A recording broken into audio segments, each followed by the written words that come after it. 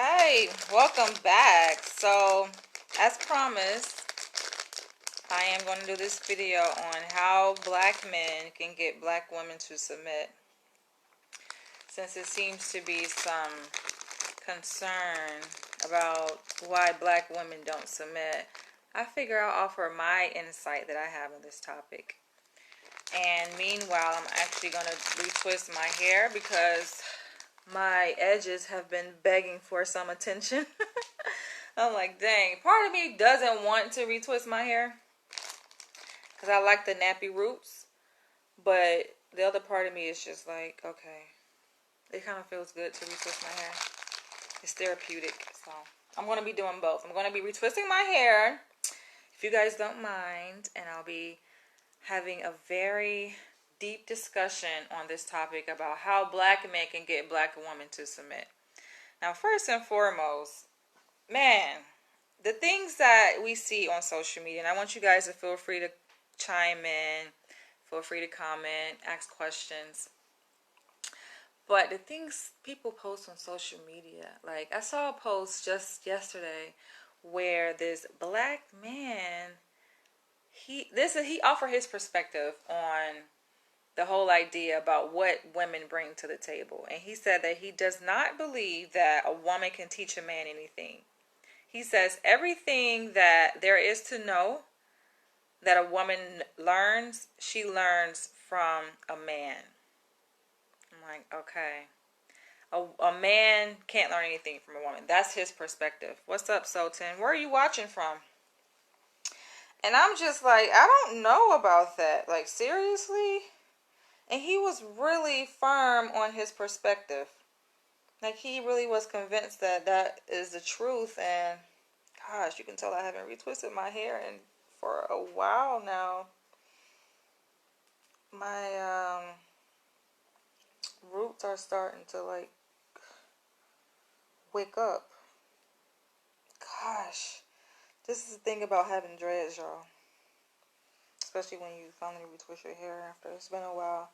But I was kind of offended by that, especially as a woman who considers herself very much educated, self-educated and traditionally educated, at a institution, through institutions, and I'm just like, what? But I get it because, you have people who speak on different topics, right? And sometimes they are extreme or their views are different from the norm. And you ask yourself, like, I wonder what this person's childhood was like. Like, y'all know me. I'm trained to become a psychologist. So, of course, I see things through that kind of lens, a psychological lens. And I always think about a person's childhood when, especially working with clients. So that's just my worldview, and how I look at people and understand people. Like, the way the person you see as an adult stems from somewhere. They come from something. And usually it's something that happened in a person's childhood. Something that they were lacking, that they're trying to fulfill. An unmet need they're trying to fulfill as an adult. And I do know something about this guy's history where he did not grow up with a mother. He did not have a mother growing up. She was absent from his life. So it would make sense that he, as an adult, would say a woman can't teach him anything because his own mother was not there. So you got to ask yourself, like, that question, like, what was that person's childhood like? And then connect the dots and it begins to make sense, okay, where their philosophy is coming from. Yes, hi, Melvin. I am doing very well. I'm drinking my tea. This is like a mixture of ginger and lemon juice and oregano oil that I ordered. It's really delicious. And it's strong. It has a bite to it. But I'm staying healthy. I'm staying inside. I'm following orders. I think it's best because to resist this whole COVID-19 shutdown, lockdown, quarantine, to resist it is only going to make it more difficult. So just go with the flow. That's the kind of person I am. Just go with the flow. Hope you guys are following orders and going with the flow. But back to the topic. So, yeah, it makes sense when you begin to connect the dots. Like, okay, I see why he's saying that women can't teach a man anything, because his own mother. So, how a person is raised, they usually begin to form a worldview about all people based on their own parental upbringing. Makes perfect sense.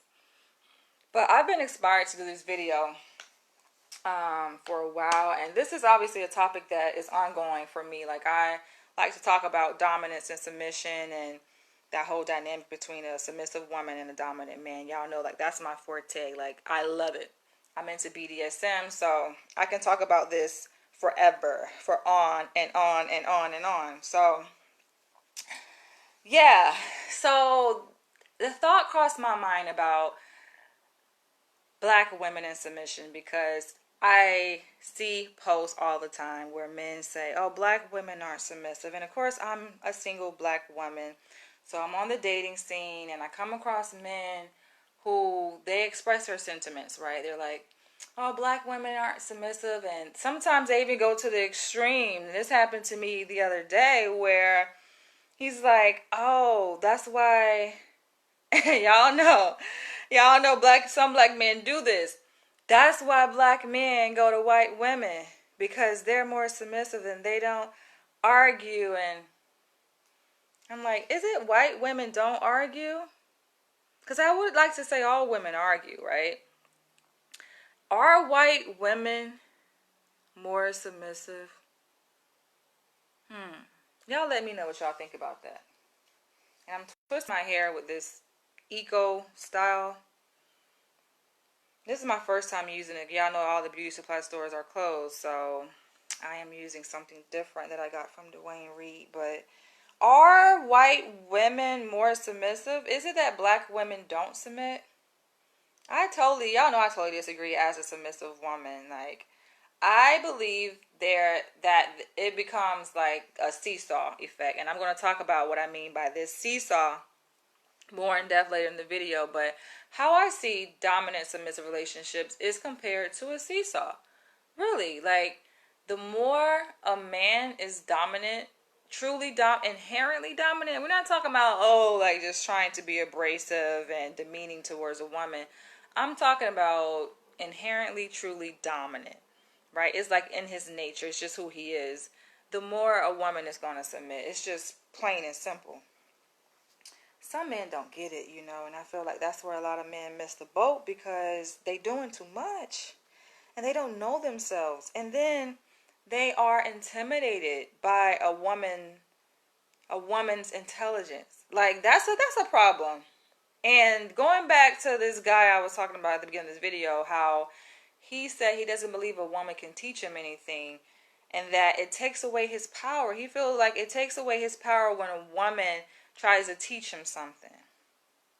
Now, does that make any sense? When a woman teaches him something, it takes away his power when he feels like a woman teaches him something. I'm trying to wrap my mind around it, because I'm like, what? A woman can't teach you anything? So in school, most schools have female teachers. Like, come on. You say you didn't learn anything in grade school? I mean, it's clear he didn't learn anything from his mom, because his mom was completely absent from his life growing up. It's unfortunate, I sympathize with that, but it's like, come on, I think we need to really adjust our thinking, and then to know and to see that he's actually leading a group of people. He calls himself a leader, right? So I'm like, if you're a leader and you're leading people, what kind of false knowledge is that, Y'all let me know what y'all think about that, because I'm just like, something don't sit well with me with that belief. And yes, we are all entitled to our own beliefs, right? But no. A woman, I think, has a lot to offer, just as much as a man can educate and teach a woman and bring out, because that's what education is. You're bringing something out of that person, something that already exists within them. A man should not be intimidated by a woman's intelligence, her intellect. And if a man feels intimidated or feels emasculated, and that's a word that I want to touch on for a minute because that came up too in the interaction I had. Like I told you guys, I'm on a dating scene. I meet all kinds of guys. What's up, Michael? Y'all, I meet all kinds of guys, and especially out here in New York City. Like, y'all know it's a lot of men out here, black men especially. That's my preference. I like a black, strong, dominant man. And so, I try to give people the benefit of the doubt, right? So I'm coming across different people. Online, of course, because I'm quarantined. But, and, I like to, like, get inside a person's head, like, of course, I'm training to become a psychologist. This is what I do, you guys. And thank God I'm at the end of my program, y'all. This is tomorrow is my last day of my last class, my last semester in my PhD program. Hallelujah, y'all. Thank you. So I start my pre-doc internship this September. I'm so grateful, so happy. So he said, and this is the thing, like, I don't flash my like education or my credentials in people's face. Like, of course I introduce myself and I share like parts of who I am, but it's not something that I like really talk about unless they're interested, because a lot of people really aren't interested and they really can't connect on that level when I begin to talk about, okay, this is my dissertation research. Like, I've done videos here and I noticed like you guys just disappear when I start talking about like the constructs in which I'm studying for my dissertation. So I get it, like, we're speaking a different language, right? So I kind of leave that part out, like, of the conversation. For me, the focus of my dating conversations usually is just about like my preference in a man, things I'm looking for, like things I enjoy doing, like where I see myself in the future, like family, kids, things like that. Myself as a submissive woman, what I bring. So that's pretty much like the content of my conversations when I am dating, right? But I still find myself somehow in situations where men are intimidated by your girl. Like, why? And so this guy told me that, oh, that's the problem, because this is in response to something that I said to him, which I am a very honest and frank person. I said to him that I don't want a boy. And this is facts. I don't want a boy. I want a man. I can tell when a man or a male figure is trying to portray himself as a man, but he's really not a man. Because just because you got a penis between your legs don't make you a man. Like, you don't even deserve to have that title. I don't believe that men just should automatically be called men just because they have a penis. Like, no, you are a male. Being a man is a different level, different degree. But anyway, so I said to him, I'm expressing to him like what I like. Like, I don't want a boy, I want a man. And just by that statement alone, y'all, he felt some kind of way. Which assured me, it let me know, right? It informed me that he ain't a man. Because why are you intimidated by that? Like, why does that offend you?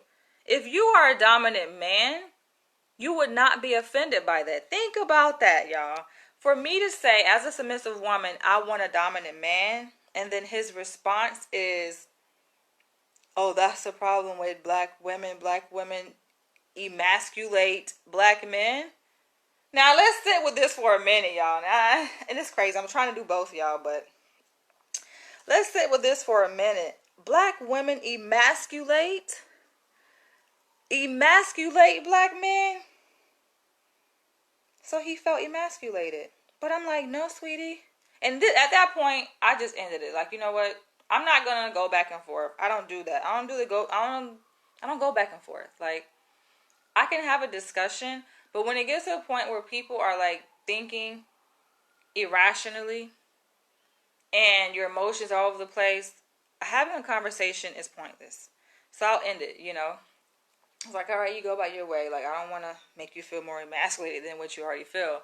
But I feel like I triggered something in him. It wasn't so much I like emasculated him. Like, a woman does not have the power to emasculate a man. No. How can I strip you of your masculinity? How?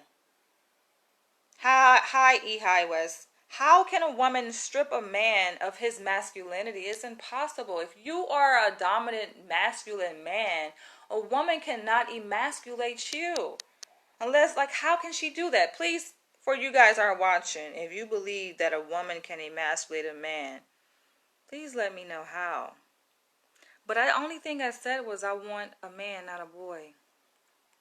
And I know what characteristics a man has, which I'm going to talk about this in this video. This video probably going to be a good hour, because I got some things I gotta say, y'all. And I doubt I'm probably going to finish my hair on this video, because I am really focused on this topic.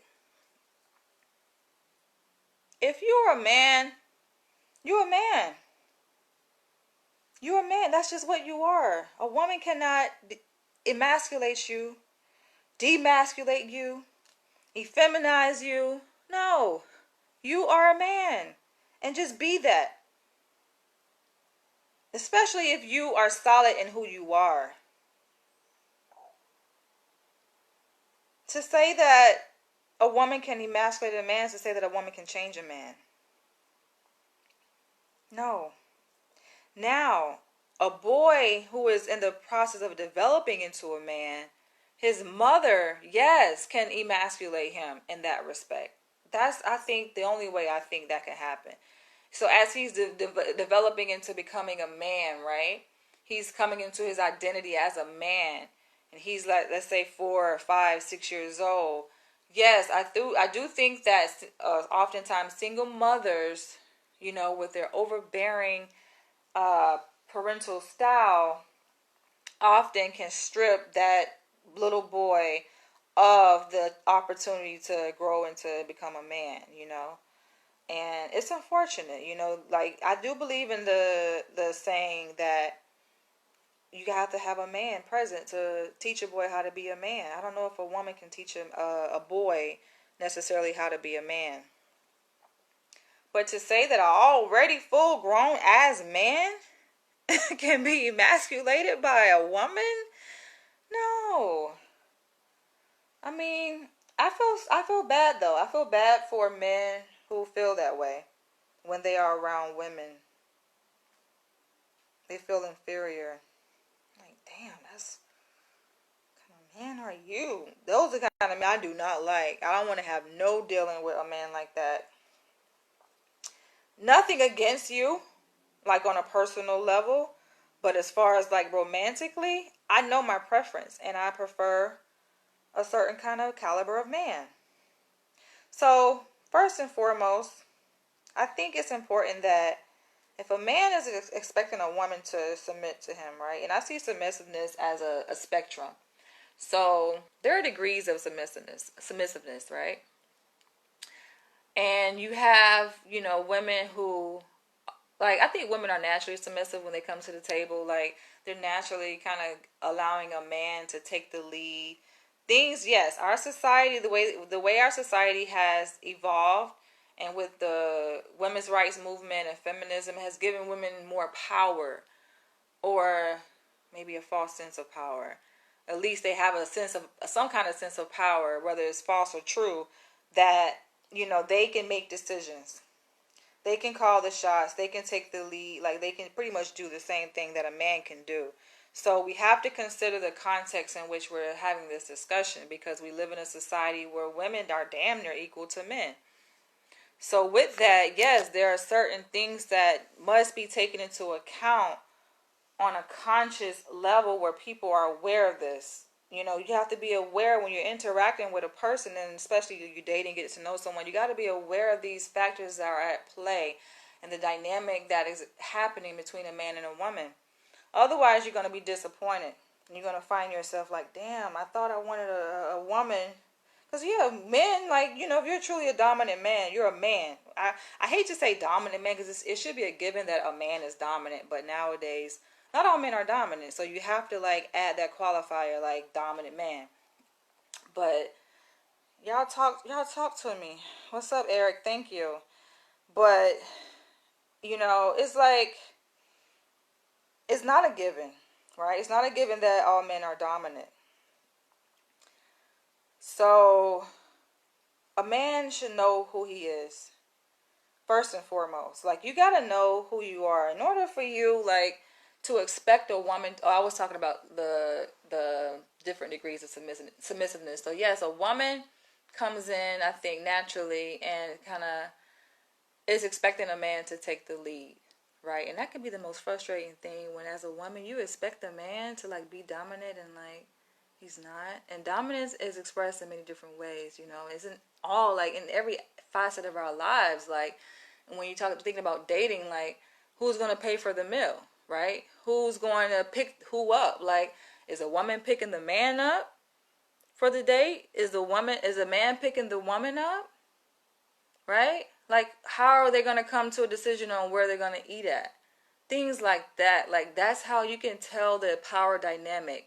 Because dominance and submission really is about power. And that's why I love this topic, y'all, because I'm all about power exchange.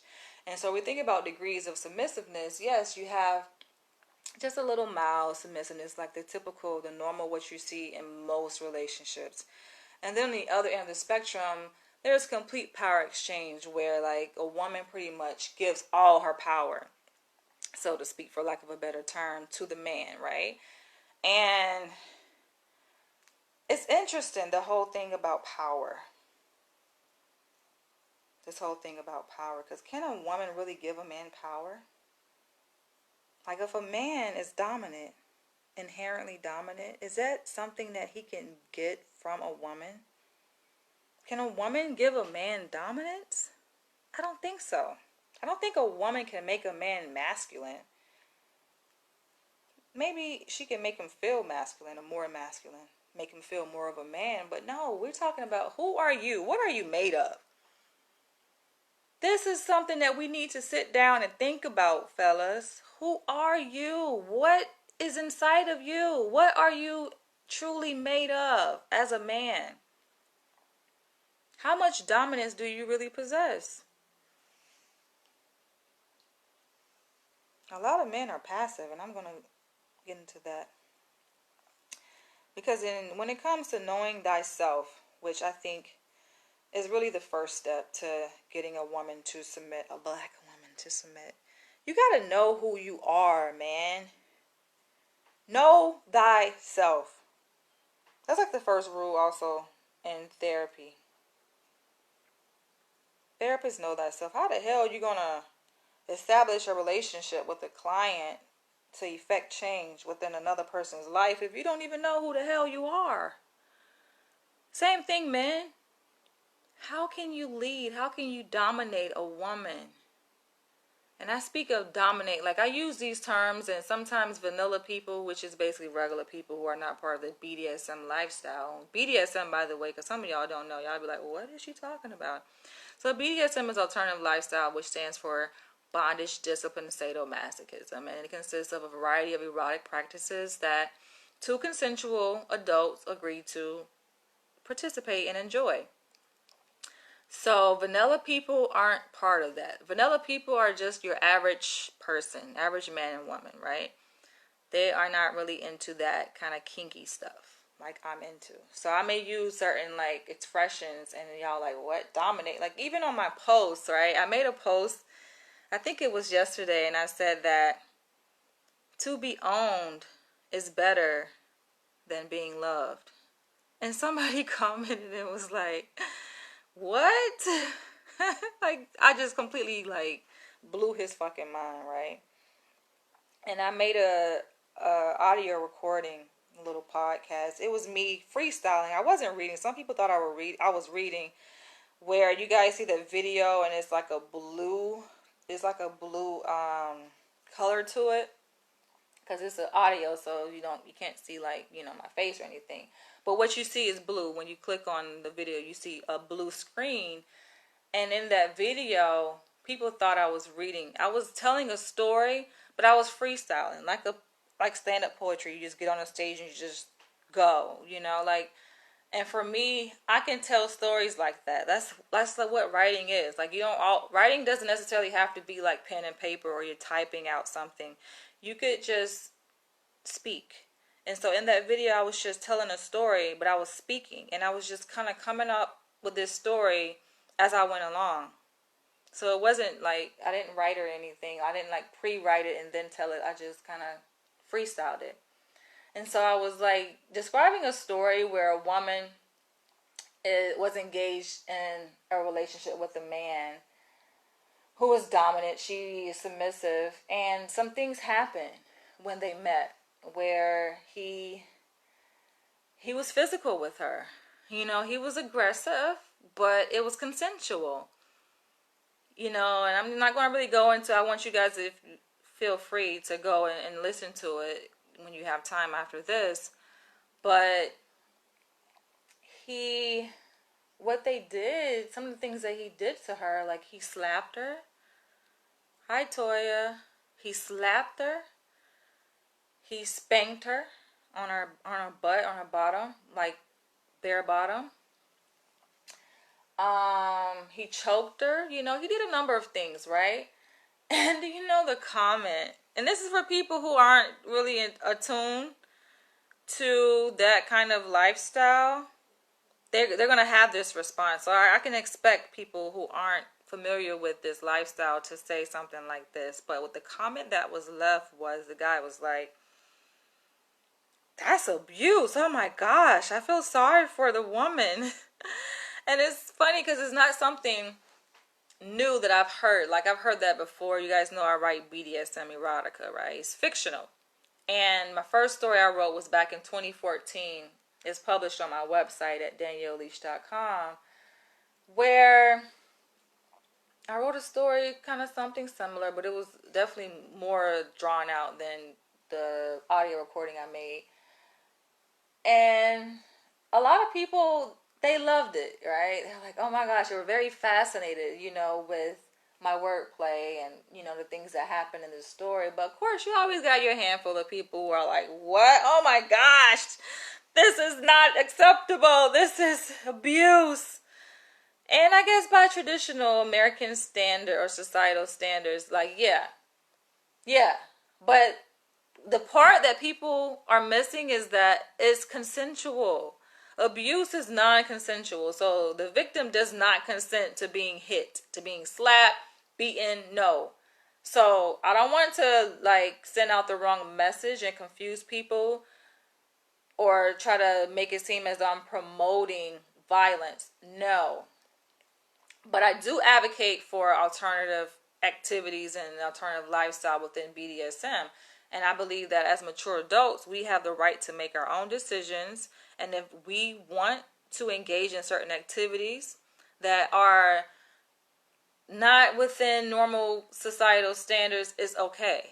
As long as it's between consensual adults. And so I just find that to be quite interesting.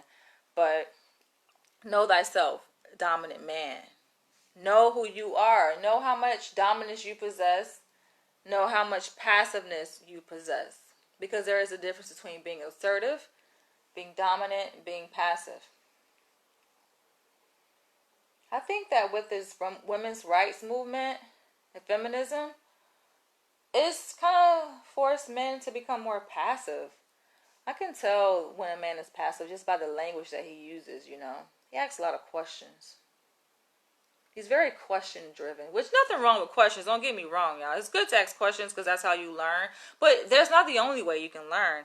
You can learn by expressing and offering bits and pieces of yourself through communication, by asserting yourself, you know, by making affirmative statements. And then it's just like a two-way street. It's a two-way conversation. Like you sharing something about yourself, what you want, directing her about things about yourself and, you know, what you expect.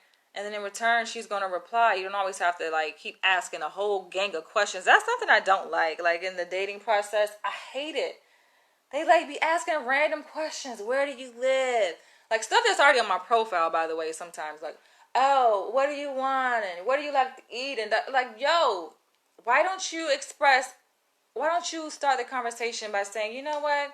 I went to this restaurant and so and so, and this is how my experience was, and then that's how you can stimulate a conversation. I just feel like some people lack social skills. It's very annoying. So know that about yourself, dominant man, if you want to consider yourself know that about yourself. Know that you aren't as intelligent as you think you are. Know that you aren't as dominant as you think you are. Because some men just think that, oh, just because they got a big dick that they dominant. No, man. Just because you got a big dick don't make you dominant. Now, it can make you dominant in the bedroom.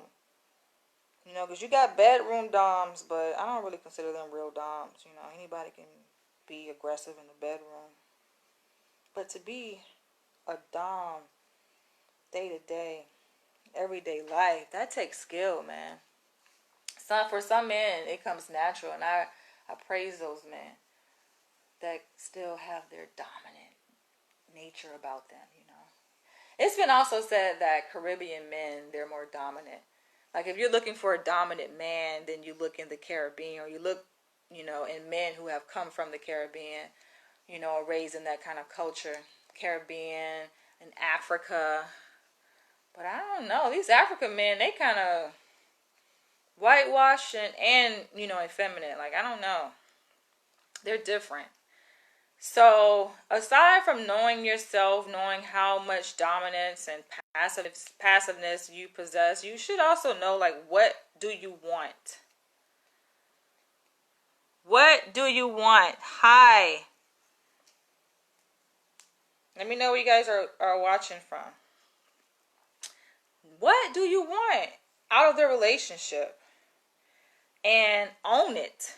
Because some men are afraid to own it. Like, I think a lot of men are polygamous, but they don't own it. If you cannot own. Hi. Some of y'all, a lot of y'all who follow me are foreign, so I may mispronounce your name. But you can always correct me. Hi, Sufian. No. If you like polygamy, if you know you want multiple women, that's fine. For some women now. Some women are just like, hell no. But I think the women that say hell no to polygamy, they don't quite understand it. You got to understand something to accept it. So that's where dominance comes in, because part of being dominant is being intelligent. You know, like I said, there's different characteristics of a dominant man. And yeah, a man can be dominant in the bedroom. A lot of black men are dominant in the bedroom, and you guys can watch my cuckold videos where I talk more on that and why white men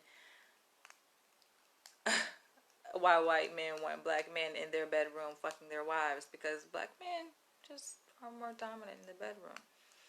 But are black men dominant in their finances? Are they dominant intellectually? This is a real question I want you guys to answer. Are black men dominant with their women and interacting with their women? And a lot of people misconstrue what dominance is. They're like, oh, just slapping a woman around, being physical with her, being an asshole. That's not dominance. It's being an asshole. What's up, Toya? Watching from Philly? Okay. You know, I just learned that Philly isn't that far from New York City. It's pretty cool. I never been to Philly, so I gotta go there and check it out. I heard it's really culturally diverse. I like cities that I can feel the black culture vibrating through the city. I like cities like that. But yeah, own it. If you are a dominant man, let me know what you think about this topic, Toya. If you're a dominant man, it's okay if we disagree too. Like, I understand that, you know, we all have different perspectives, but to disagree, it's not just to disagree. Because some people were just like, oh, I disagree, and that's it. Like, express yourself, explain yourself. Like, we're here to gain an understanding. That's what a mature conversation is about. Expressing oneself in a way that you can connect with other people so that they understand. And speaking of understanding, you know, a lot of women are opposed to polygamy because they just don't quite understand it. They don't understand the purpose of it. A lot of men do polygamy all wrong. All wrong. And I get it. Like, you're just trying to get your sexual needs met, right? You're trying to get fulfilled sexually. And sex is so powerful. I just made a post saying that sex is the highest form of worship, of spiritual worship to the heavens, to the gods, to the universe. And I truly believe that. But it has to be done right. There's so much to benefit from having sex, good sex that is. You know? You release endorphins in your brain that send a good feeling throughout your body, you know? You release serotonin, you release dopamine in your brain. Those are all very powerful neurotransmitters in your brain and chemicals in your brain that make you feel awesome, right? So sex is good. It allows you to build that connection with that person on an intimate level. You know, you connect with them because it's about this energy exchange that you have. You know, it's about this electrical wiring, this electrical energy that you emit when you have sex with a person. You know, the chemicals that are emitted. You can't see it though. That's like the mystical thing about it, but you can feel it. You can't see these chemicals. You can't see this energy or this electrical energy that is being transmitted, but it's happening.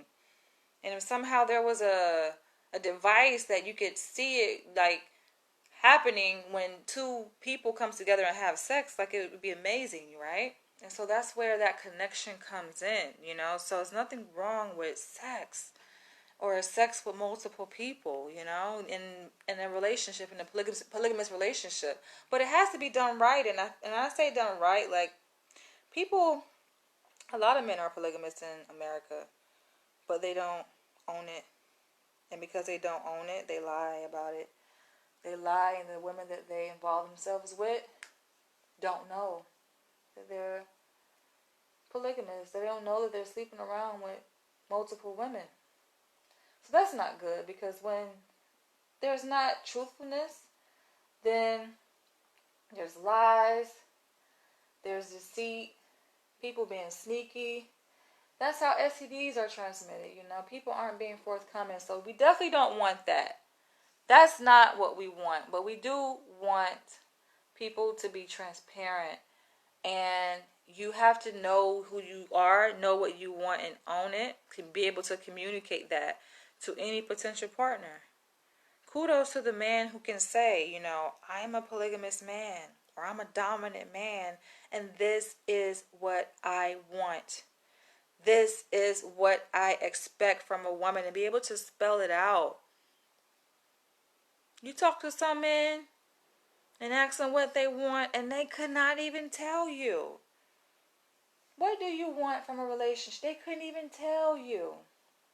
They'll give you some regurgitated template of what they want. Oh, I want a woman that's faithful, committed, that cook, clean. Man, come on. That is not what you want. What do you really want? And a good question to ask is, where do you see yourself 5 years from now? When I'm saying ask, I'm talking about asking yourself. This is things that you should know about yourself. This all falls under the first step of how to get a black woman to submit, which is knowing thyself. We're still on the first step, you guys. We're still on the first step. Knowing thyself. I think there are 4 steps I have. So the first one is knowing thyself. Knowing thyself. Where do you see yourself 5 years from now? Ask yourself that. Now, I understand, you guys, with this whole COVID-19, I don't think none of us know where the hell we're going to be 5 years from now. Because we don't even know what the fuck is going on now. We halfway know, but we don't know. There's still some skepticism about what the hell is happening. Because we know it's bigger than a virus, but that's a whole nother video. So where do you see yourself 5 years from now? At least try to have an idea, right? Aside from knowing yourself, you got to appreciate yourself. Because if you don't respect yourself and who you are, why would a woman respect you? This is a big one, y'all. This is a big one, because a lot of people just don't. Okay, I have to really be specific. A lot of men don't respect themselves. But you want to be dominant. Dominance and, submission. You want a woman to submit to you. That's holding a certain degree of reverence for you. a certain degree of respect. But if you don't carry yourself as a man who's worthy of respect, why would a woman give you that respect? Why do you deserve that respect? And what I mean by that, if you don't appreciate yourself, a lot of men drink. There's nothing wrong with drinking, y'all. So don't get me wrong, because I have my glass of Pinot Grigio from time to time. But I don't overindulge in stuff like that. Drugs and men that smoke cigarettes or, marijuana is cool. It's from the earth. I'm of that persuasion, right? But some people overdo it. You fill in your lungs with all that smoke, all that guck, but you want a woman to respect you. And you can tell when men have become dependent upon these drugs, they lack something. What are you trying to search for? What is it that you're missing? What is it? Why do you have to go to the bottle and drink all the time? What is it? Why do you have to constantly roll up a blunt? Like, I'm gonna tell you, I met a guy. Like I said, I meet a lot of guys, like virtually, right? Online. And I think it's wise to do video chat. I learned my lesson with that because I got catfish, y'all. And the person that I got catfished by, this was like over a year ago. We didn't even meet face to face. But I was like, in my mind, I was like kind of falling for this guy. And then come to find out, like when I would ask him for like more pictures, he ended up telling me the truth. But this was only like a week, so don't get me wrong. If I'm catfish, I ain't gonna be dumb and catfish for like ever. So this happened for like a span of a week time, right, where I was being catfished. And I asked him, like, well, let me see, some pictures. And I guess he got tired of the whole lie, so he ended up just sending me some pictures of his actual self. And I was like, this ain't the person that I was been talking to all along. I thought it was funny. I did make a post on that, and I made a video on that, so you guys can search that if you want to. You want to go and check that out and see how I got catfish and look at the person. Oh, I put his ass on blast. I was like, you got me fucked up. But yeah, that goes back to me saying, like, you gotta do video chat. You gotta check the person out. You gotta confirm that they are who they say they are. And that's just confirming their physical identity. You still gotta get the person's name. You gotta see their ID. Like, you gotta treat this as a job interview with a potential employee, like as if you're an employer. Like, you really got to put a person through a whole background check, because people be fronting, y'all. So I was talking to this guy, right? Video chat. This is the first time. This is recently too, y'all, within like the past 7 days. Talking to this guy on video chat. Stay in Brooklyn. And don't get me wrong, profile came off strong. I was like, okay, because I have to put people through like the ringer first, I'm like, okay, he passed the profile test, like the shit checked out, looked good, pictures look good, age within my requirements, like everything checked out, right? Boom, we go do the video chat. And y'all, I'm surprised that I am not further along in my hair than this. So we go do the video chat, and this motherfucker come on video drinking, y'all. Drinking. And we're talking about first impressions, y'all. And that's another thing, because I know it's common. What do you hear guys say when they want to propose a date with a woman? Oh, let's go out for drinks. Why do y'all do that? That is so fucking basic, y'all. Like, why do y'all do that? To me, that doesn't impress me at all. Actually, it's a major turn off for me when a guy proposes the idea of let's go for drinks. I'm like, no, he ain't my type. And I told y'all, I drink. I'm not a drinker like that. But like, if I'm at a restaurant and they have wine, I'll order a glass of wine. So I drink in that respect. If I'm like invited to go out at a bar with some friends, I will drink, right? So it's not like, oh, I'm just like this perfect person. I don't do anything. Like, drinking is fine as long as you do it in moderation. But for the first date, that is a turnoff. Drinking on the first date? I don't know you. My thing is, I'm always wondering, What is the underlying reason?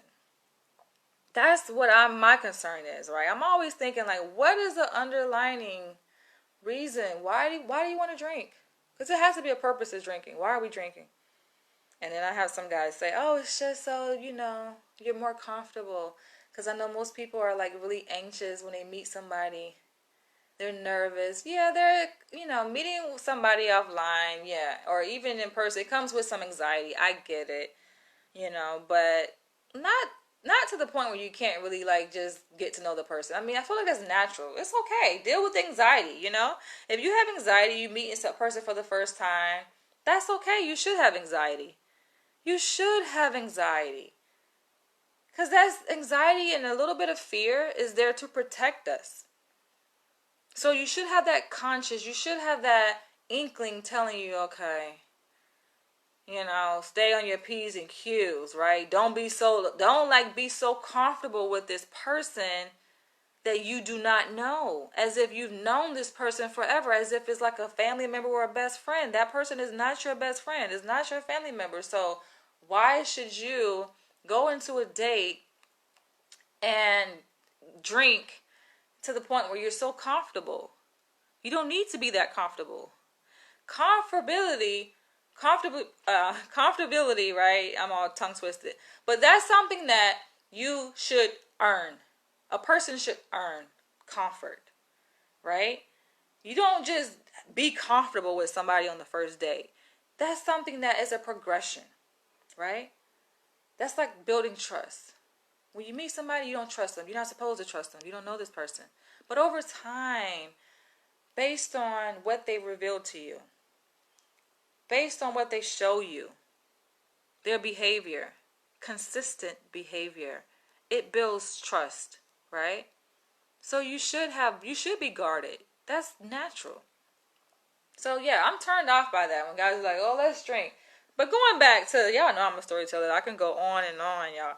So going back to this guy that appeared on video drinking, I'm looking at him like, I don't think people quite understand what it means when I say I'm training to become a psychologist. The thing about psychologists, y'all, we're trained to analyze behavior.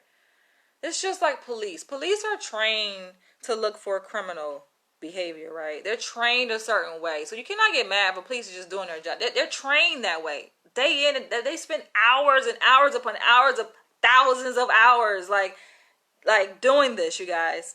What's up, Mel? Thousands of hours.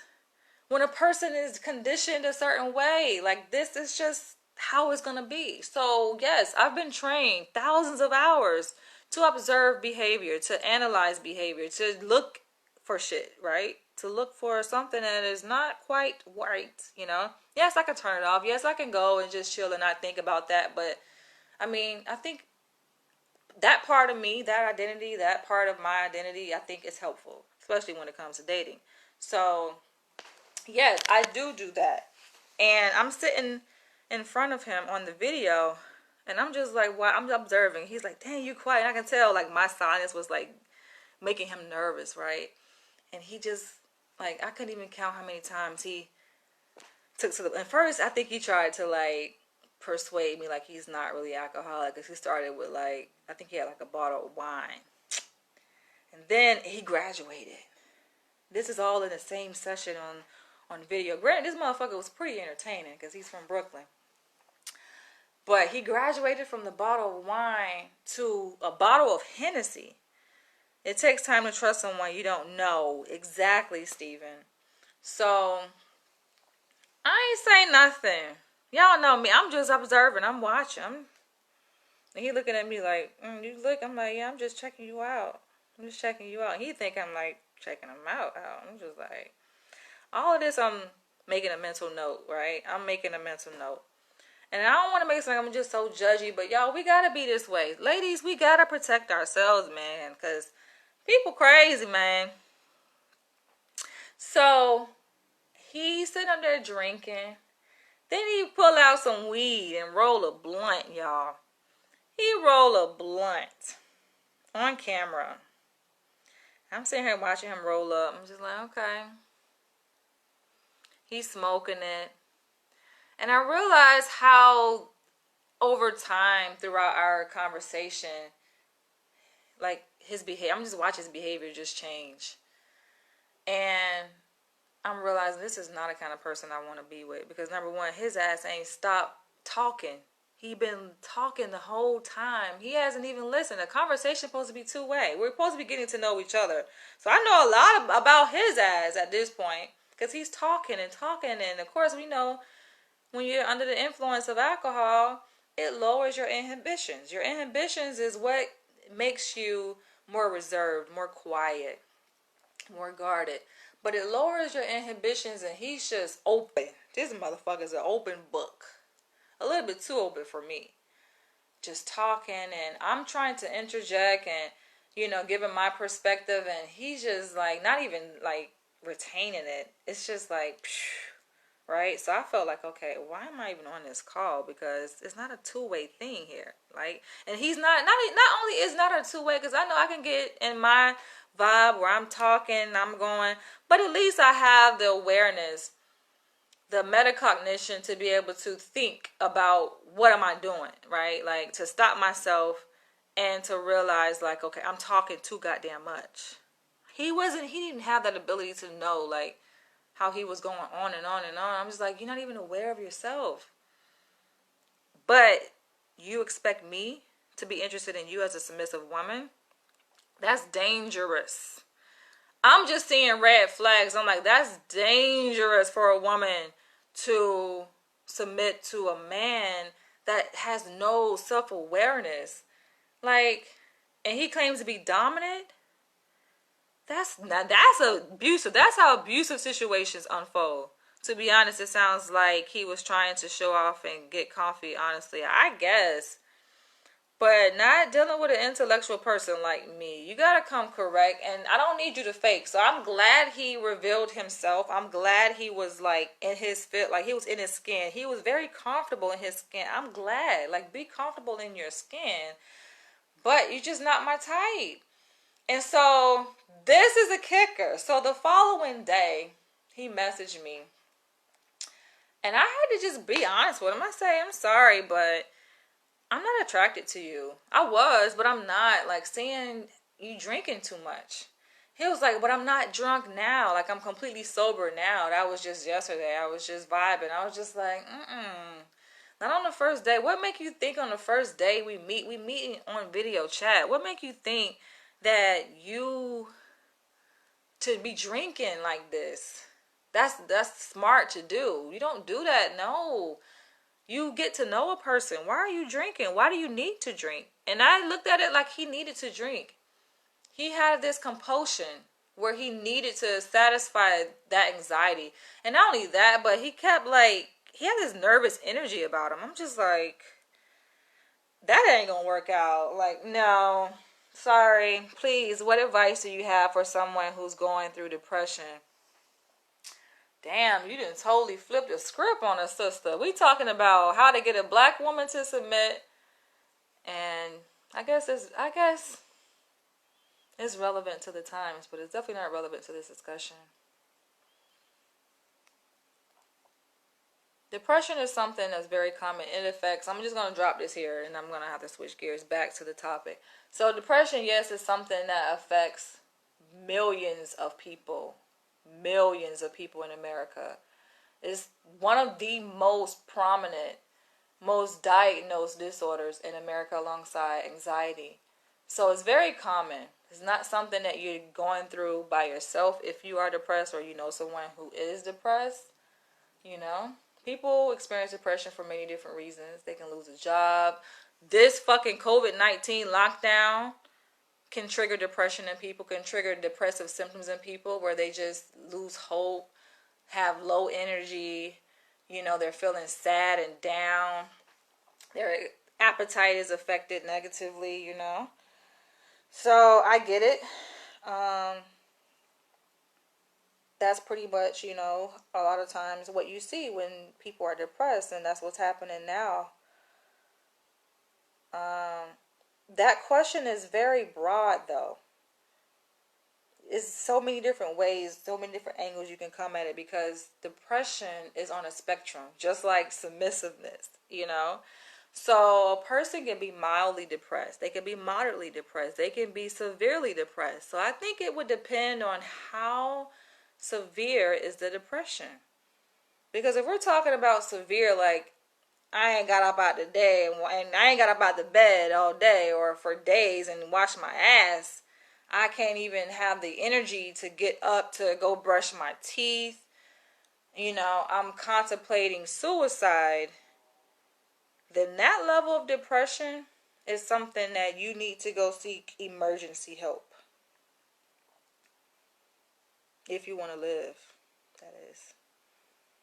You know, but that's the thing.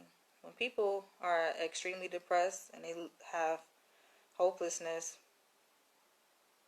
you know, they can't see a reason to live. So that's where mental health professionals like myself come in, because I'm a mandated reporter. So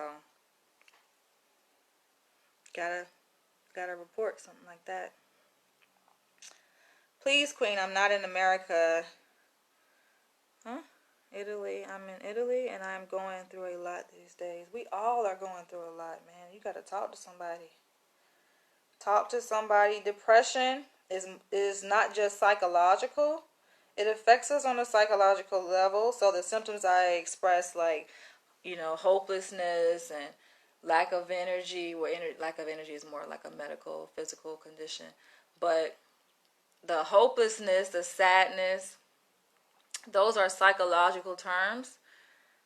But depression can be conceptualized as a medical condition. So it's just as serious as a person having diabetes. You know, it affects you on a neurological level. So depression is a depletion of serotonin in your brain. Serotonin is a neurotransmitter that is needed to make you feel good. That's what gives you the motivation to get up and to go brush your teeth, to prepare a meal for yourself, to feed yourself. You need a meal, you need food to survive, you know. And so you see this deterioration in people who are depressed, and you wonder why, like, they end up committing suicide, because that's not quality of life. That's not how we're supposed to live, you know. So oftentimes people who are going through something, they isolate. And isolation is a symptom of depression, but it also fuels depression. So I don't want to make this video about depression because it's kind of getting sidetracked, but I would just suggest, like, just going to get help. It depends on how severe your depression is. Like, if you really feeling fucked up, yeah. But I still caution people too about that, because it depends on where you are. I don't know much about Italy's healthcare system, but in America, you gotta be careful going to these psych hospitals. I used to work in one. I definitely used to work in one, and unfortunately, the remedy to severe mental illness in America is psychotropic medication, which is very dangerous. It's very dangerous. There are benefits and disadvantages to everything, right? So you gotta weigh it out. And it comes down sometimes to asking yourself, okay, do I want to fucking take this medication and get rid of my depression? So now, yes, I may feel a little bit better, but now I have tardive dyskinesia or something. You know, you have tics. It affects you. So, you know, it affects you in ways that are irreversible, have irreversible damage, especially prolonged use of these psychotropic medications. So I've seen it in action. So it's unfortunate. But, I mean, sometimes it's the go-to where you have to, shit, you ain't got no choice. It's either that or what? Continue to stay in that same state. There are natural remedies too, though, which I would like to tap more into. The way I was trained, though, they don't train us in natural remedy, like natural medications and stuff like that. They don't train us in, like, traditional psychology schools. We're not trained that way. Neither are psychiatrists are trained. They're not trained, like, to practice, like, natural medicine. So that's a different specialty area that I'm not that well versed in. But what is your go-to? We all have our go-to for coping mechanisms. You gotta ask yourself, what is your go-to? You know, I've dealt with depression before. It's not something that I think anyone really necessarily is immune to. You like, we all can fall victim to depression.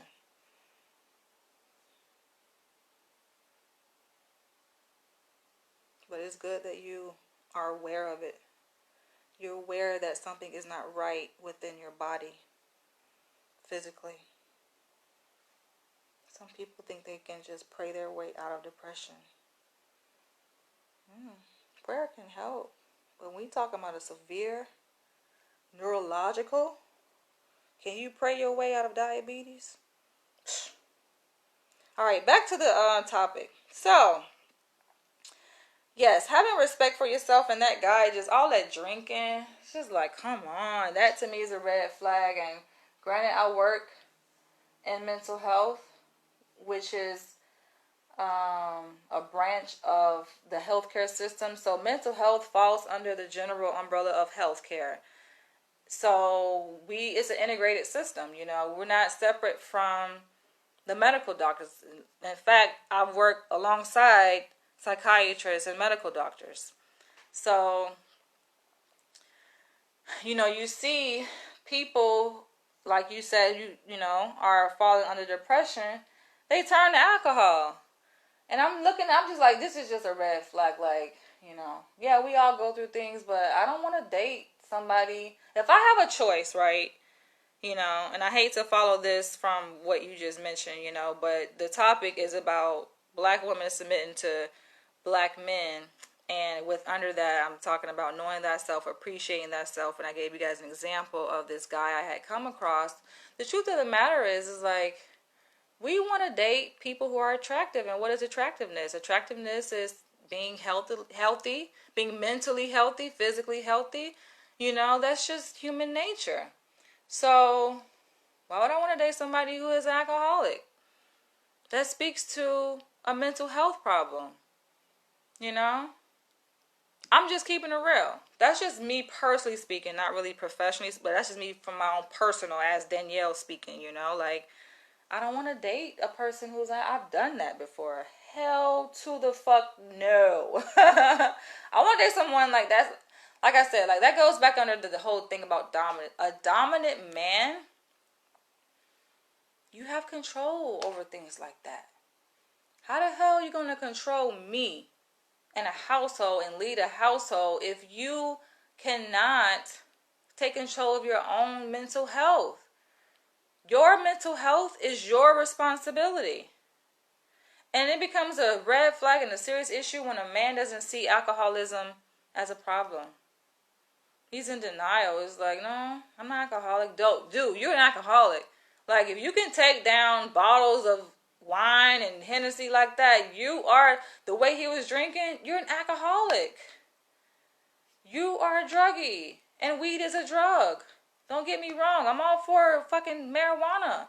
But you still need to be aware and use it responsibly. That's my thing. Like, come on, man. That's not attractive because I've been around people who are alcoholics. I've dated an alcoholic. And they don't have control. They lose control. They become a totally different person when they are under the influence of alcohol. It is not pretty at all. It's nothing that a woman would want to submit to at all if she loves herself. And I love myself. So, you know, no disrespect to people who are alcoholics. I get it, but I'm speaking from a different perspective.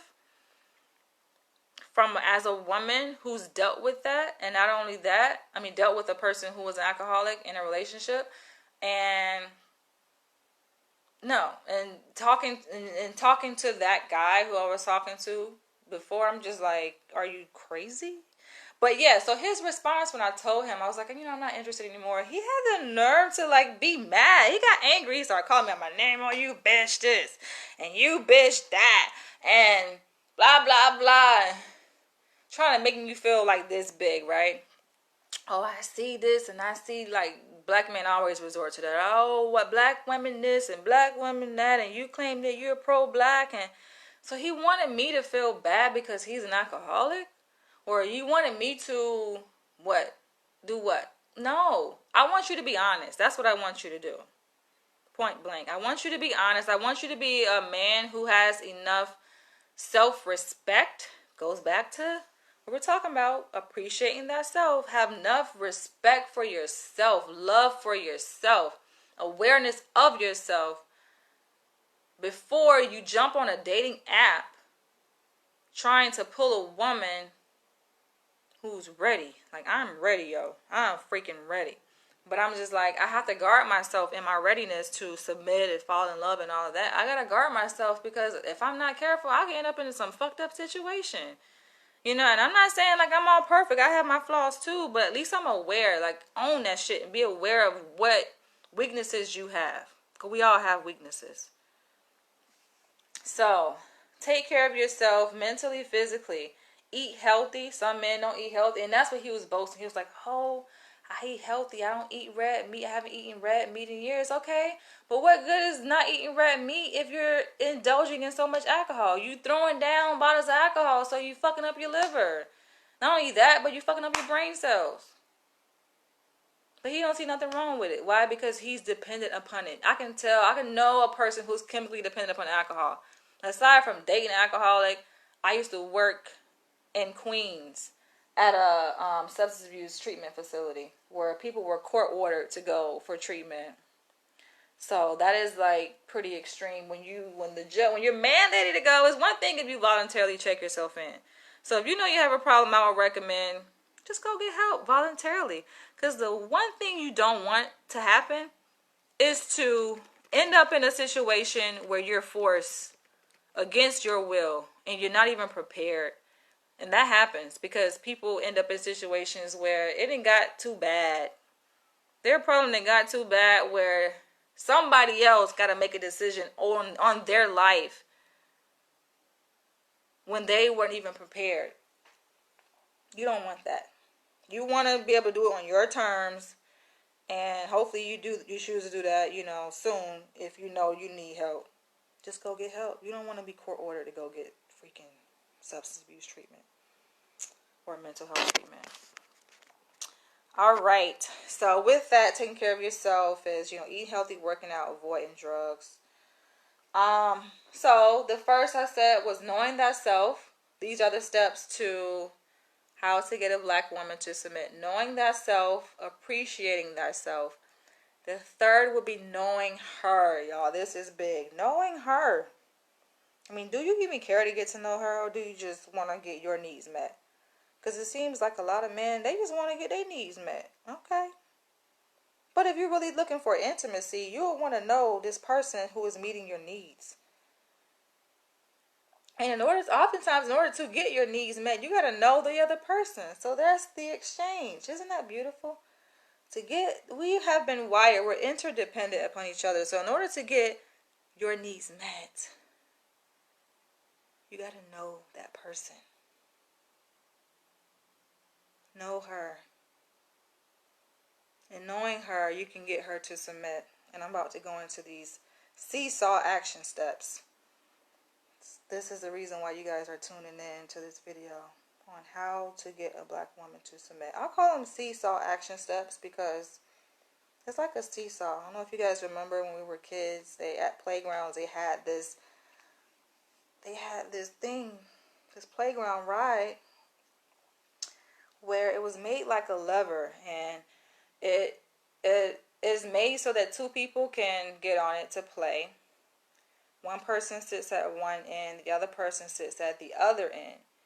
And depending on how much each person weighs, but usually when you got two people, chances are they're not going to weigh the same. They may weigh close to the same, but they're not going to weigh the exact same. So weight is obviously a factor in this whole seesaw motion, but also the amount of force that they're using. So you can use the ground to push off from the ground, right? And then it elevates you on one side, and your other person that you're riding the seesaw with, they go lower. So you use that force to push off from the ground, and your weight is obviously helping to balance the seesaw and move it up and down. I use that analogy because that's how I look at dominance and submission. Dominance and submissiveness in relationships. So the more a man is dominant, the more a woman will be able to submit. And y'all, it's sad that I'm only this far. And I've done this before. I've done videos where I went live and I did my hair. But I think this topic just deserves this amount of attention to it, where it's kind of compromising my attention to my hair. But it's cool. I can get my hair done. I have all day. I ain't going nowhere, so I have all day to do my hair. It's going to get done. But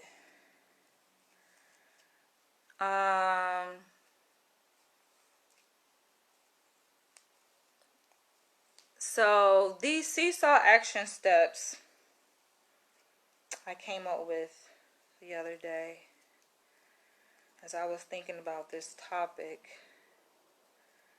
I think are necessary, and I had to explain it to you guys, like when you know who you are and you exude that dominance. And I know you guys seen like a lot of posts on Facebook. I've seen it often recently where there's a post that says women will submit to a dominant man. Basically saying all the man got to do is just be dominant and black women will submit. Black women aren't submissive, so to speak, because black men aren't dominant. What y'all think about that? Is that true? Is that really true?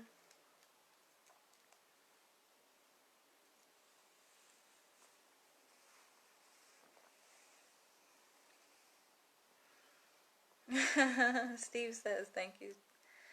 Thank you, King. I really appreciate it in response to Toya. Toya, I get called a man all the time.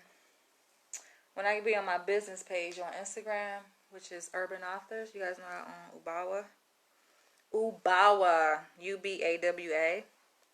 It's a literary organization that I created back in 2010. And my IG handle for that organization is Urban Authors, right? And so I'm on there. Every time I comment from that, I'm talking about, like, it never fails, y'all. Every time, men and women, they be like referring to me as a guy, as if a woman can't own a organization or a company. I guess traditionally women haven't been seen to have like CEO roles, so to speak. So I was just like, that's weird, because obviously my profile has a logo of my company there, and I guess they in their mind thinking, okay, this is a company, so it can't be a woman behind the company. Whatever. Sometimes I don't even correct them. I'm like, all right. I just go with the flow. I'm like, you think I'm a man? Okay. I take it as a compliment, really, because men in our society are respected and thought to be powerful and knowledgeable and strong, and women are thought to be what? We ain't even gonna go there. So, the more a man is passive, the more a woman becomes dominant. It's just that seesaw effect. It happens. If you're on a date with a woman and you're like, oh, I don't know what you want to eat, it really calls for the woman to be a little bit more assertive. Because otherwise, if she's just sitting there, I don't know what I want to eat, and then the man's like, I don't know what I want to eat, y'all ass ain't gonna eat. Let's say somebody gotta come and say, you know what, we're gonna eat this. Turn right there, make a left right there, then make a right, then make another left, boom, we're gonna eat this. Somebody gotta do it. This is my point. If the man already has that planned out, but a man, this is the confusion, this is the frustration, this is the men just don't, a lot of men don't have that. I'm not saying every man, don't get me wrong, I'm not saying every man, but oh my gosh. Oh, did I get it messed up? I'm sorry. Hold on.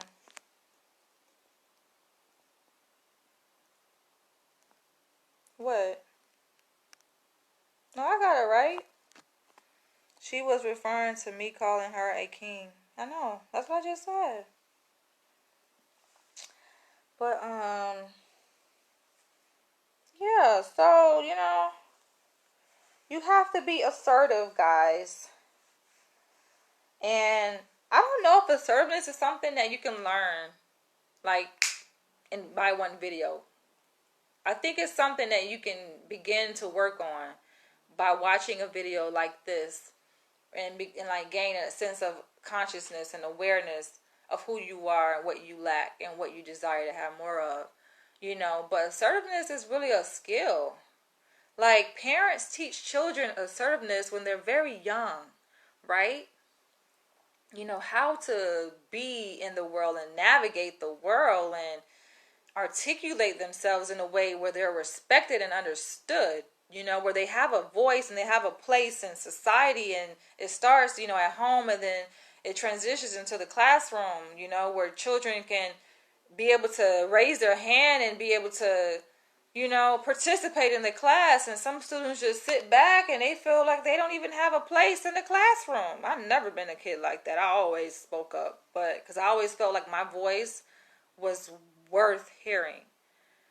And I always just knew that I was smart, I mean, thank God I grew up in a 2-parent household with a very loving father, first and foremost. Very strict mother, but my father was very loving and very reinforcing, always telling me you're beautiful, you're smart, so there's no question who I was, and I just knew. Sorry, you guys, it may sound a little bit arrogant, but I just knew. I think I had like probably too much confidence sometimes. But I just knew that I knew who I was, right? So I was glad to, or fortunate enough to grow up in a household like that. But assertiveness is something. It's like I said, it's a skill. It's something that is nurtured at home. And unfortunately, in the black community, you know, and I wouldn't say it's so much the men doing it. I wouldn't say it's so much like the male fathers, like male parents. I would say it's the women, the female parents. Like, they are just breaking these kids down and stripping them of their identity, of their voice. So they're afraid to assert themselves.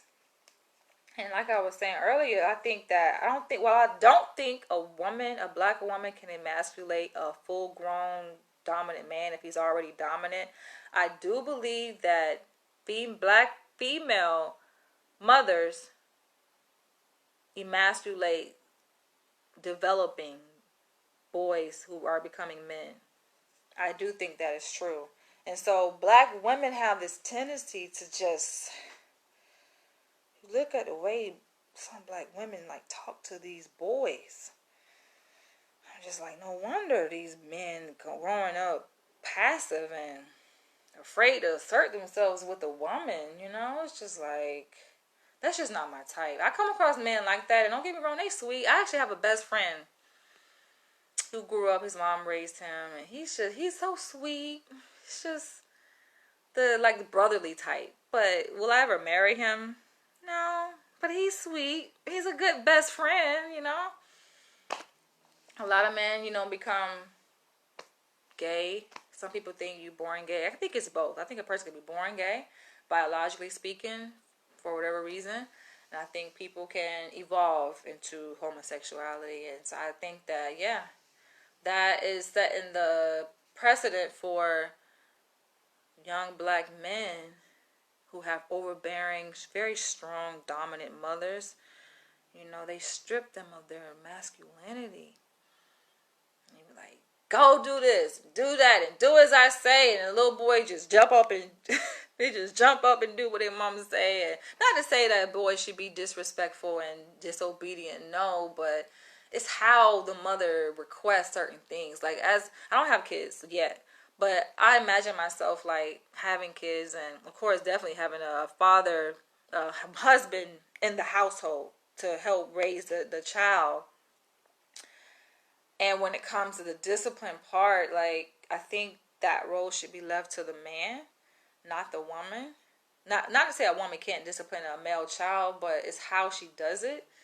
Not to break him down, like his spirit down. And these black mothers, man, they be stripping us. They be snatching the soul out of these young black boys. And it's like, no wonder they grow up like, lack of a better word, like sissies, or, you know, like feminine. They grow up like that because that's just how they were raised, you know? And these same men don't pay for the meal. They don't open doors. Some of them don't even like women, but they are heterosexual. They don't like women. In fact, they hate women. And I made a video on this. Why do black men hate their mothers? Shit, it's obvious. Like, if you grew up as a child in a household like that, like, your mom is, like, basically a bitch. Mistreating you. Like, you can't even grow up and be a man, you know? You become her do boy. She's telling you, go do this, go take out the trash and go. It's like, I feel like it's just a way. Like, if you're a single mother, it's a way you do it. And I mean, I don't have kids, so I might be saying the wrong shit. I don't know. You have some women gonna come on this post after I upload it to YouTube, and they gonna be like, well, how else I'm gonna get him to do this? You gotta start young. I feel like is there ways you can get a person to do things without being so forceful, you know, from a very, very young age. It gets to the point where you've communicated to your child that way for so long. That's the only way they respond. Like, sometimes kids only do things their parents tell them to do if they beat them. You shouldn't gotta beat no child to get them to do what they supposed to do. It's the same thing in relationships. A man and a woman, a dominant man and a submissive woman. No dominant man should have to use physical force to get a woman to submit. You don't have to. It's intellect. It starts here. You definitely don't have to do that. A child is going to respect and submit to their parent if they're worth submitting to. Some of these kids be saying, like, these parents ain't even worth listening to. You know, they're disrespectful. They talking to them demeaning. A child is a human being. They're a person. They deserve respect. These parents do not have no respect for these kids. I would not be a child respecting an adult. I don't care if they are my parent and they don't respect me. You got to respect me as a child for me to respect you as an adult. I was one of those kids. Like, I'm not respecting no adult. I don't care if they are my parent if they do not respect me. Parent, family member, I don't care. You have to show respect to get respect. So, I think that's where it starts. You have to respect yourself and you have to respect the other person too. Taking initiative is a big action step. Taking initiative. A lot of men don't take initiative, man. They sitting around waiting on a woman. Who's supposed to pick up the phone first and call? Nobody knows now. So everybody just sitting around waiting on the other person to call. Well, I thought you was going to call me. It's like, what the fuck? I thought you was going to call me. Like on this dating app, right? You can like somebody's profile, or you can send them a message, or you can do both, right? For me, I'm not going to initiate conversation. I feel like I'm just old school. I like when a man pursues me, you know? Not that I can't pursue a man, right? But I just like when a man pursues me. And he makes it clear that, you know, I want you. That shit is sexy as fuck. When a man can just be so confident in himself. A lot of these men are not confident in their ability to pull a woman. And not only aren't they not confident, but their egos are bruised. So a bruised ego cannot handle rejection. The slightest bit of rejection, they can't handle it.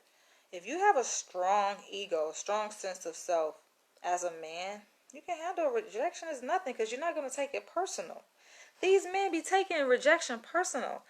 I'm trying to let this man know, we all have our preferences. You have what you're interested in, different things you like about a woman, different nuances, and I have mine. And that's okay if I'm not interested in you. But they be taken as a personal direct threat against themselves and against their identity and against their egos. And I'm just like, well, damn, who hurt you? Because I ain't got nothing to do with that. I ain't got nothing to do with who hurt you, man. I personally have respect for women because I have 7 sisters and I have so much love for them. But my problem is I don't like talking too much, so it's difficult for me to communicate with women. I'm saying I'm not into women. You are into women, you just don't like talking. That could be a problem. Shit, women like to talk. Women like to talk, so you don't like talking. That's the thing.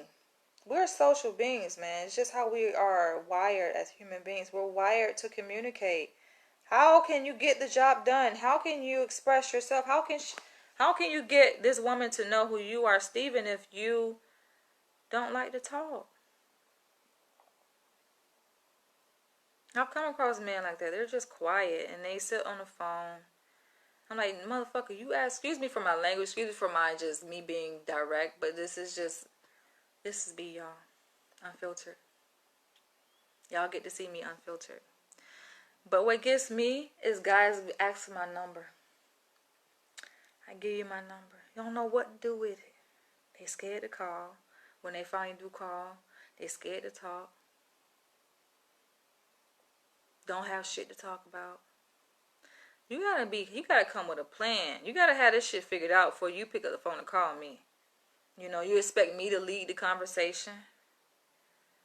But then you complaining as a black man that you want a woman to submit.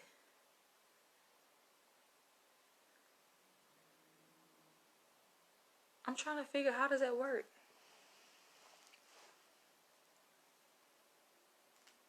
Submit to you being passive?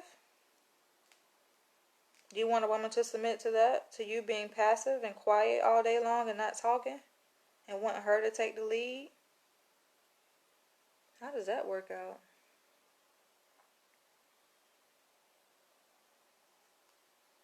Nah, man, you gotta speak up. I don't like men who are passive. They don't speak up.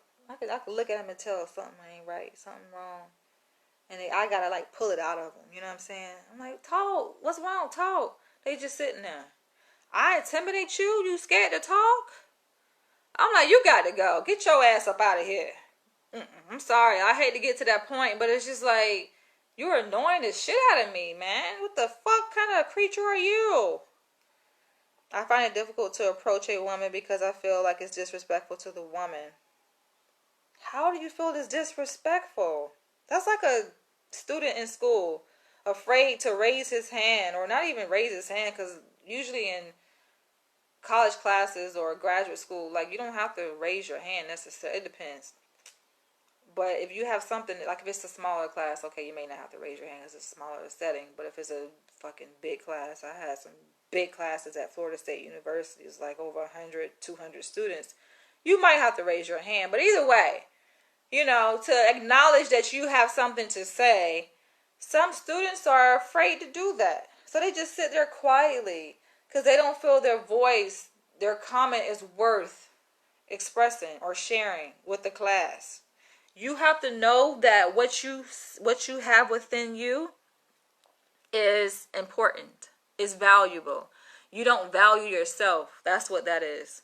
Because if you value yourself, it's not that you don't have anything to say. Because people say, "Oh, I'm quiet." You're quiet not because you don't have anything to say. You have a lot to say. You have a lot to share. You have thoughts in your mind, going through your mind. Those are things that when you're meeting this new woman that you consider to be attractive and, you know, potential for a relationship that you actually like, that you feel, okay, she's worth, you know, you expressing yourself. Because maybe some women ain't worth you opening your mouth and saying shit. Fine, don't waste time. Don't sit across from each other just sitting there not saying nothing. Like, end it, you know. But if she's worth you communicating, you have to first know that you are worth What you have to say is worth sharing. Because if you don't see that you're valuable, then your comments aren't going to be valuable. Your words to her aren't going to be valuable. So it starts with you knowing your self-worth. Self-worth is a construct that involves many different factors, about yourself. People gain self-worth. I think, of course, obviously it starts at a very early age. Things that factor into our self-worth. I have to take a deep breath on this because this is a very loaded topic, man. Unfortunately, some people grew up in households where their parents did not value them. And of course, from a intergenerational standpoint, this shit has been passed down through many generations. We go back to the slave days, how blacks were treated. You don't feel like you're even a human being or worth, being heard, then of course you're not going to express yourself, because this narrative, this voice is like being replayed in your mind about who you are. And it's not even you that's saying it. I mean, you have internalized this voice, so it becomes your voice that tells you you're not worth, being shared with other people. You're not worth being listened to or being heard. But, it starts on the outside. It's something in your environment. It's your upbringing as a child. It's epigenetics, things that have been passed down through the generations, biologically speaking, that people, that we have inherited.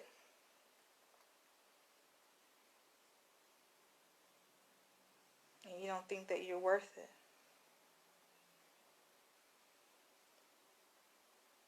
Nobody is perfect.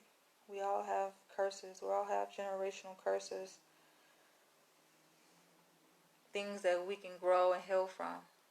The important thing is just being aware of it, so you can start working on it. And practicing. Despite whatever household you grew up in, it doesn't have to be your destiny. Maybe you didn't have a voice in your household as a child. So it's difficult, to expect a man just all of a sudden have a voice and to feel that his voice should be heard in a relationship with a woman. To have just automatically just expect that when all of his life, growing up from birth till throughout his, grade school years and throughout his formal, years in school and interacting with other adolescents and stuff like that. Like, it's unfortunate. Different benchmarks have been missed, throughout your life. Things that ways you were supposed to develop, you didn't get a chance to develop in those ways, But it's never too late, I think, to learn. Human beings were very malleable, Our brains have a ability to be, to grow, to be plastic. They call it plasticity in the brain, where just because you have been wired a certain kind of way doesn't mean that you can't be rewired, a different way, or conditioned a different way. It takes time. That's what therapy is for, and that's what I do. That's what we're trained to do as psychologists, as therapists.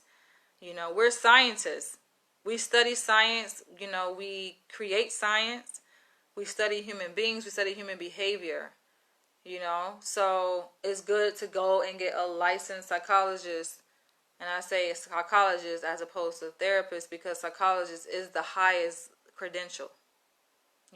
We have so many years of training in curriculum and education, but also, in the clinical workforce too, and seeing clients, like years, hours and hours and hours of treating clients and working with clients and being under supervision. So it's different than, let's say, a master's level therapist or, a bachelor's level counselor or something. But yeah, seek help and find a good one. A good therapist, a good psychologist is really hard to find. Don't get me wrong. Like, I've been through that process before where because as part of our program, like we as developing psychologists, we have to. As part of our program to get therapy from a psychologist.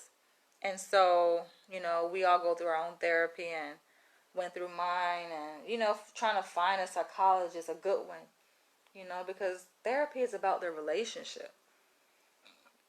And you just can't be getting in relationships with anybody, even professional relationships, You gotta have somebody that understands you, that connects, I may not be the one that you can connect with, I might be too dominant. Let me stop. If I was licensed and you were seeking me as a psychologist, I'm not licensed yet. I'm in training. Not far away from licensure. I'm pretty close. I'm getting there. But that's something that, you got to take awareness of and work on. You got to definitely work on that, man. Because all this stuff that we have in us, all these traumas, childhood traumas, and life traumas, things that we've been through throughout our lifespan, it's going to come out. That's what the good thing about relationships is. They are vehicles to allow us to be able to discover ourselves, our true self. You can know yourself, yes, by being alone, but you really come to know yourself by interacting with other people. They're going to bring out parts of you that you ain't even know was there. You like, God damn. It's like a mirror, you know what I'm saying? You're looking at yourself through this person. And a lot of times we do a lot of projecting and we point fingers at the other person and say, oh, you did this or you did that, when it's really yourself. So I always throw it back at a person when they do a lot of projecting in a relationship. You this and you that, when really they're talking about their goddamn self. Their own insecurities. It's so clear. It's so apparent. It's so evident. I was trained to talk when it's only necessary, and I think that's part of my problem. A lot of black people are. I would assume that you are black, Stephen. But it's like a cultural thing. We, not just within the black community, but also I know Hispanics have also been trained that way, to only speak when spoken to. That's some slave shit right there, man, To only speak when spoken to, as if our voice doesn't matter. No, we can speak whenever we are moved to speak. You have that inclination, but it's also smart to have discretion too, because just because you have a thought doesn't mean that thought needs to be spoken. That's where the filter comes in. But to be overly filtered and just not saying anything, that's bad. And I've dated guys like that, not like in-depth dating or whatever, but like the getting to know part of dating. And he waiting on me to speak. Obviously, I'm waiting on him because I'm submissive. So I'm just like, I like for my men to lead in all aspects, especially in conversation. And he's just sitting there. And he's like, well, I don't talk unless somebody says something to me. You don't talk unless, well, if nobody says something, then how are you gonna start a conversation? You gotta break away from that. Gotta break away from that, man. Just take baby steps. You ain't gotta jump right into it and just be this extroverted person. No. Unless you're that bold to do that. Take baby step your way into becoming more expressive. And therapy is a good avenue. It's a good tool to be able to do that. There are like therapeutic groups you can join to learn more like assertiveness skills, because that's what we're talking about. We're talking about assertiveness, which I think falls on the spectrum of dominance, because you definitely need assertiveness to be dominant. You can be assertive without being dominant, but to be dominant, you definitely need assertiveness skills. You're from Ghana. Steven, I didn't know you're from Ghana. That might be a Ghanaian thing too, because I came across the person I was just telling you about. He's Ghanaian. And he told me, he was like, yeah, I don't really say nothing to people unless they say something to me. And I'm just like, but We're dating.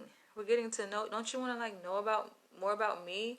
Like, so we're just gonna sit here across from each other and not talk. And we were like face to face dating. We wouldn't just like, you know, on the internet, online. We were face to face. This is live and in person. And that had me so frustrated because I'm like, yo, I'm in front of your face. You got me here. I feel like I'm a very valuable person, man. You got me here in front of your face. My time is valuable and you don't have nothing to say? Man, I ended that shit so quick. As fast as I could, I ended that. You're gonna waste my time. I'm sorry. And he was attractive. It was a fine ass Ghanaian man. Fine. You know, pretty teeth and all and everything. Healthy. But I felt like I would have been like carrying their relationship. I would have been leading it. It's like, I can do that. I've been in a relationship like that. And that was a guy I described who is like more like a brother, you know. He's sweet. He's very passive. But I couldn't be with him. I had to end that. I'm like, You feel like you're carrying their relationship, you know. That it's like the roles have been reversed, whereas the woman, she becomes dominant and then the man becomes submissive. It's just like, I don't like that role reversal. I'm not a switch, as they call it in the BDSM world. There are some people who do the switch thing. So men say they dominant, but they switch so they can become submissive. Like, and I've heard from women that that's actually healthy to switch. They say it's not so healthy for one person, each person, to be in one role all the time. For a man to always be dominant, for a woman to always be dominant. I do think that, honestly, I don't think there is a seesaw effect to it too. I don't think that in no relationship, unless you talking about a slave, master-slave relationship, that's different, where it's complete power exchange permanently, all the time, continually. I think that's very rare. But I think even in DS relationships, dominant, submissive relationships, I think that there is a power exchange that's constantly happening, and that submissive sometimes takes on the dominant role or characteristics of a dominant role sometimes, and vice versa, you know. So I can see that happening too. But I think that there's somebody out there for everyone. So I'm not necessarily saying that a man has to be dominant. That's not what I'm saying. I'm saying that if you're a dominant man and you're going around here complaining, saying black women don't submit, these are some things that you might want to consider. Because it's easy to point the finger at the other person. Like, we can see other people so clearly, but we barely can look at ourselves and take an honest evaluation of ourselves, right? So yeah, we hear the narrative all the time. Oh, black women are argumentative, confrontational, they don't listen, they don't submit. What about black men? I appreciate your honesty, Stephen. At least you can be honest as a black man. To me, that's very admirable. Like, that's very attractive that you have the insight about yourself to know who you are. You seem like you know who you are. And you can not only know who you are, but you've articulated it very well. You know? So, in terms of building a relationship with the woman, it helps. You know, it helps facilitate that process. But you did say, like, you think that's part of your problem is that you feel more comfortable kind of being silent and only speaking when you're spoken to, which is going to necessitate that woman that you're with to lead the conversation all the time. You know, and that can feel not natural. That can feel very one-sided, you know. Maybe you might find a woman who likes that. That's what I'm saying. I'm not here to say every man needs to be dominant. Shit. Some men, it works fine where a man is more submissive and a woman is more dominant. But you got to just know that about yourself and the partner that you seek, because it can become very frustrating if you're like, I want a woman to submit, but you more submissive than the average woman. So you're gonna bump heads, man. You're gonna be so frustrated because the energy that's within you is attracting a different kind of energy. That's the whole seesaw thing. Balance, man. If you are submissive, you're gonna be attracting this kind of energy. If your energy is here, not to qualify one as more stronger or important than the other, but I'm just saying, if your energy is here, you're going to be attracting energy that's here. Right? That's that seesaw. When your energy is here, you're going to be attracting energy here. Seesaw.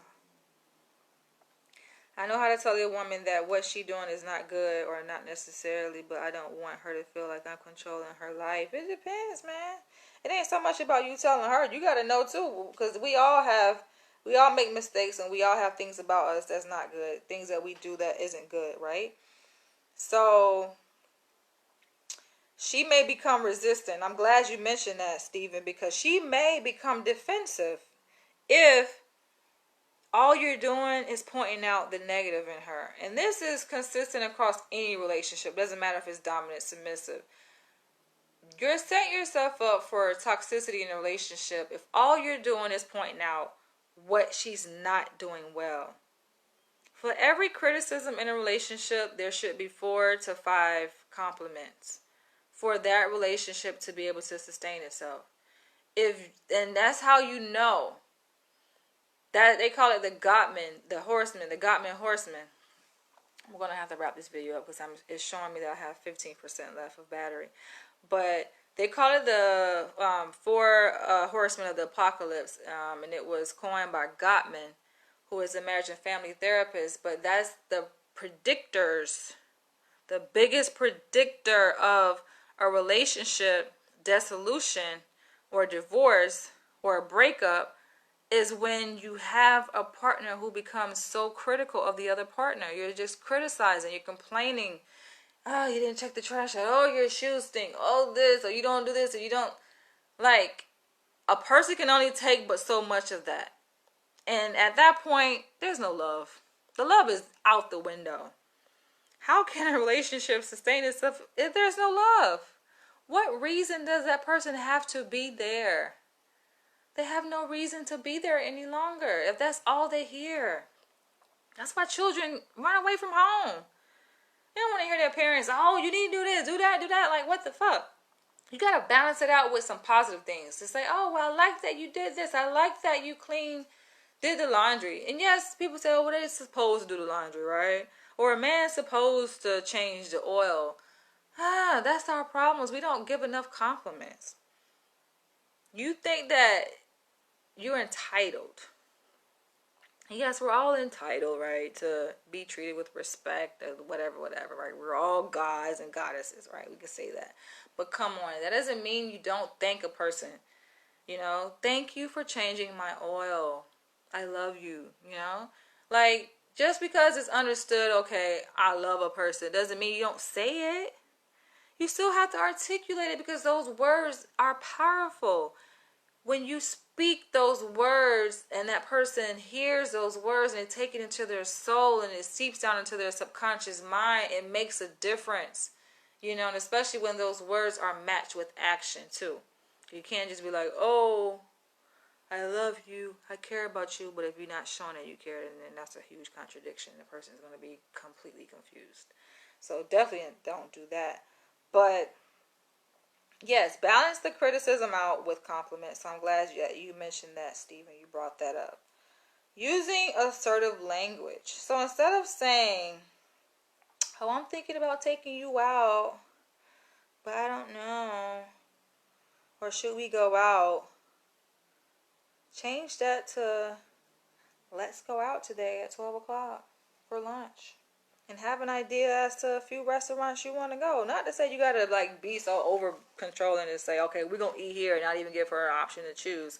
But have some options in mind, We can have Mexican, we can have Italian, we can have pizza. Don't have too many options though, because too many options can be can be overwhelming. So you don't want to do that. But just come ready, you know what I'm saying? Some men just ain't ready. You claim you ready, but you're not quite ready. you ain't really quite ready for a submissive woman. Because you come ready and you come solid, you do it the right way. It's gonna work like magic, man. And some men know what I'm talking about, man. It works like magic because they smooth operators. Like, they know them old school cats. They know, man. They know how to get the panties off. Like, it's smooth like magic, you know. They know how to be a man. It just comes natural. They know what's expected. They know how to just, take the lead and be assertive, assert themselves in a way where the woman just, her defenses is just relaxed. Because you got to know what a woman wants.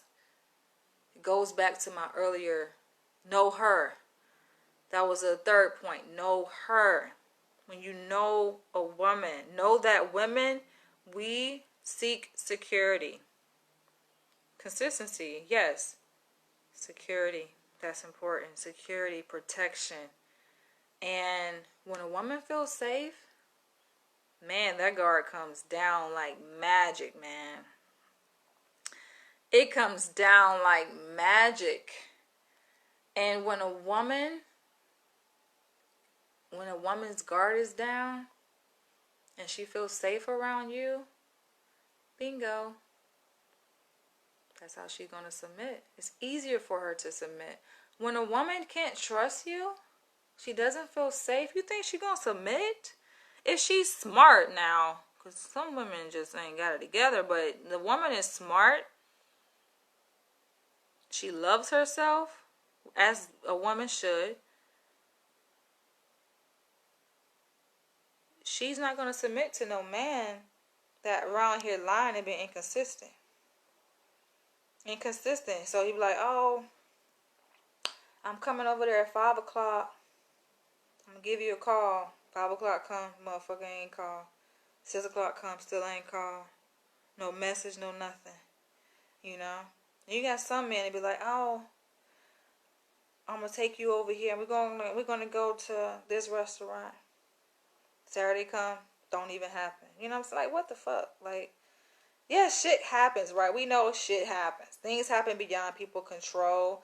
But if this is an ongoing thing where she cannot even trust you to be a man of your word, but you expect her to submit, that doesn't work that way. He say no one is perfect at all, but I think it's about understanding each other. Yes, understanding. Some people ain't even trying to understand. They don't even know themselves. How are you going to understand somebody else if you don't even know you? We are a reflection of each other. Therapists know that self. So, if I'm going to understand my clients, I definitely got to know me. It's easier for me to connect with my clients when I know myself. I know people. I know myself. I've been with myself long enough to know myself.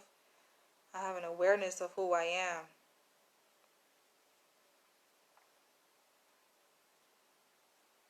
And I take the time to get to know people. Some people don't care about wanting to know the other person, but they still want to get their needs met, though. So they want, obviously, to eat. They want their stomach full. I want you to cook for me. I got a dirty house. I need you to clean up. I have my sexual needs. I need you to do this for me. So you get all these, you needy. But how is the other person benefiting in that situation? They're not. So they don't work out. It does not work out.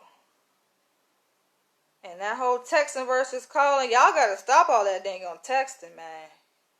That texting, texting is useful for certain things, right? Just to get quick messages across, But when you're talking about, like, we're in the beginning stages, we don't know each other at all, which means that many conversations need to be had to achieve that objective. And you think that text is the best method to use to achieve the objective of getting to know each other? No. What is wrong, guys? What is wrong? And then if you live in this, now, of course, we on lockdown, quarantining, or whatever, but It's probably not a good idea to just be going out meeting people. But when it's before this all happened, right? Let's say the quarantine didn't exist, and you live in the same city as a woman, but you talking to her on the phone. Nigga, put that phone down. Excuse my language, but put the phone down. Set up a time and date and go pick her up. What are you doing? What the hell are y'all doing? Texting and motherfuckers will talk your head off, man. Nothing wrong with talking. Yes, you need to talk on the phone, but talking face to face is even better than on the phone. And this is another one. I gotta wrap this video up. But being a provider, women, we can pay our own bills, yes. But guys, when you come across a woman who says she's looking for a provider, it doesn't mean she's a gold digger. It doesn't mean she cannot pay her own bills, because guess what? What's she been doing before you got there? So women are good. I know I'm good. But it's something different about a man who can provide and does provide. That just makes submission a lot easier. You'll see the dynamic change. That power dynamic I'm talking about, you can see it begin to change when you offer to pay for things. And just do it. Just pay. You know, you chilling at her house or vice versa. She's at your place. You know, order some food. You know, take her out. Men don't even take women out no more. They be like, oh, let's Netflix and chill. Smoke some weed. They'll buy alcohol.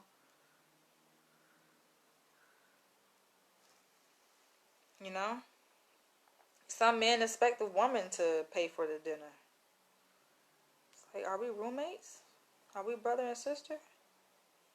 This doesn't make any sense to me. It makes more sense when a man pays for things. Because guess what? If he can pay, he can provide, he can take care of a family, he can take care of children. You know? That lets me know a guy is ready. He ready. The man is concerned about paying. Who gonna pay? You ain't ready, bruh. If a woman doesn't feel safe around a man, there is nothing you can do to keep her. No, it's something you can do to keep her. It's the reason why she don't feel safe. See, that's your thinking, man. Part of your thinking, you have irrational thinking.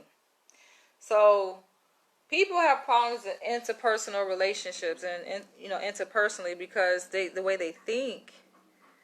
If you believe there's nothing you can do, I guess there's nothing you can do. If that's what you believe, it's always something you can do, man. The onus isn't always on the other person. It's always something you can do, Steven. It's nothing you can do. It's something you can do. Don't try to make it about the woman all the time. Oh, she feeling unsafe because that's her past. She carrying baggage and this and the other. No. We already talked about this. Naturally, why should a woman's guard just automatically be down meeting a man? That's no.